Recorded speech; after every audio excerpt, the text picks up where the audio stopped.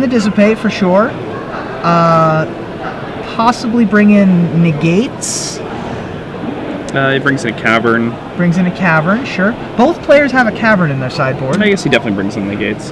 This is weird. This Caleb's matchup- decks are really weird. Jim's looks weird until you look at Caleb's, and then you're just like, what's going on? No. Jim's shirt asks, "What's a Seawolf?" Nice. For those of you that don't get that, well, how about you? You want to explain the Seawolf reference? So, Seawolf is a band. Yep. They have some pretty awesome songs. You guys should go listen to White Winter Hymnal. Have your mind blown real quick. Shout out to White Winter Hymnal, apparently. On the SCGINVI Shout out to broadcast. White Winter Hymnal, real quick.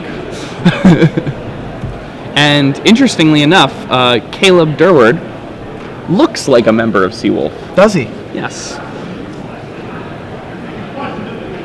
They are all also bearded. I see. Yes. It's all about the beards. I'm telling you, beard. I used to love having my beard, but appearing on television, you gotta be a little respectable. I almost grew a news mustache.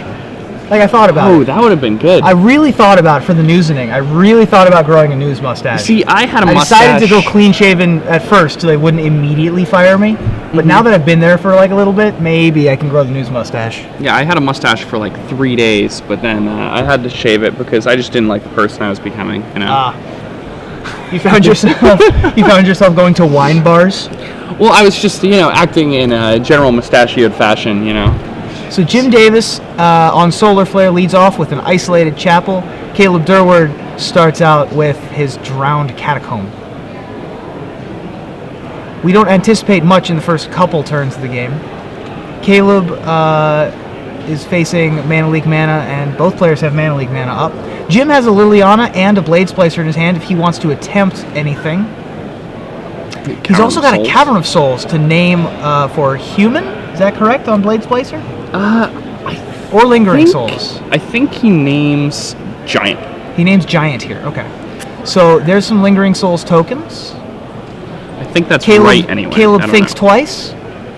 Plays a Nihil Spellbomb. Immediately sacks it to get value and draw a card. Has red mana now with his Whip Flare in hand. Also a Dissipate among those cards in Caleb's hand. Jim's hand is full of white cards. He has... the Cavern has named Giant. You're right. There's a Blade Splicer. Caleb does have a Whip Flare in his hand, although it's much less useful now. Yeah, it's still going to leave He Jim does with not a 3/3. have a fourth land drop. It's going to stem the bleeding by quite a bit. Cut the clock in half. Yep. Versus... Caleb has a rough decision here versus because 7. he does not have a fourth land drop.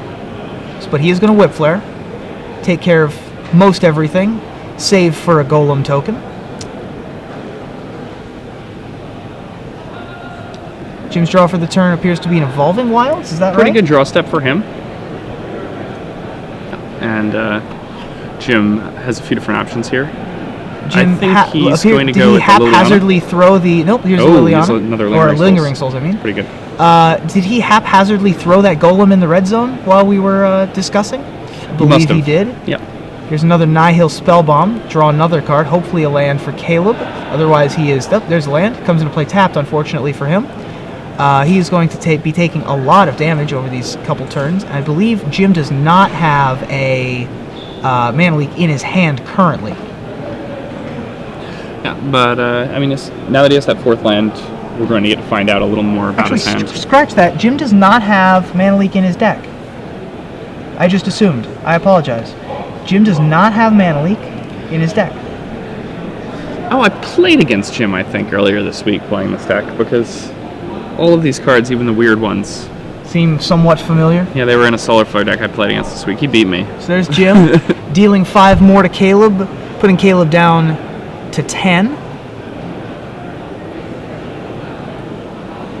Another Isolated Chapel and a Liliana of the Veil for Jim Davis.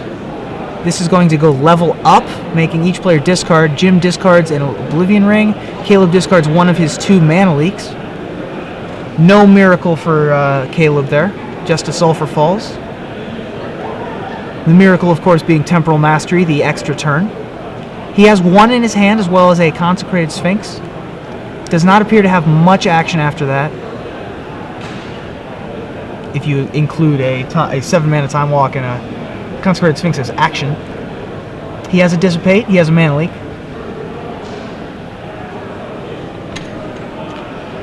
Yeah, so we're in an interesting stage of the game. I believe he also has a Volition Reins in his hand. Ah. Things could get interesting if he gets another land that comes into play untapped. If he is able to Volition Reins before he dies. Although I think Jim has a negate, is that correct? Jim does have a negate. So, I mean, So Caleb's this- plan may be to let the Liliana tick up to the point where it's about to ultimate, and then Volition Reins it, and try to ultimate He Jim. doesn't have enough time for that, though. But, I mean, well, he's got to have removal spells to get there. But Sure. Jim has Oblivion Ring, negate, and something else in his hand. Jim in the driver's seat right now. I don't know what Caleb has that can sort of take care of this 3/3 Golem now that Caleb's at 5.